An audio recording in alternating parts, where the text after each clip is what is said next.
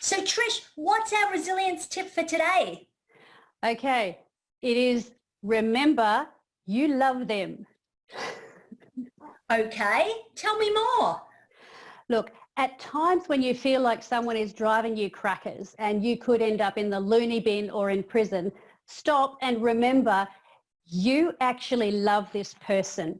And the way to do that is what I have trained myself to do actually in this, is to actually meditate and chew over that person's good qualities. This might be a spouse, it might be a child, it might be a flatmate, and you actually recite their good qualities, what you're grateful for, what's great in them. And then, you know what you do then?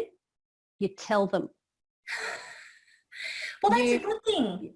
You tell them, because that will build up your relationship and that will create a response in them that's positive back. It's easy to complain. It's easy to think just the way you are breathing right now is irritating the crap out of me. But and that's...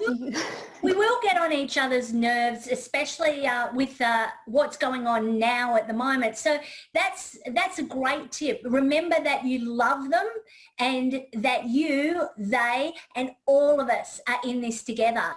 Thanks, Trish. We'll see you soon.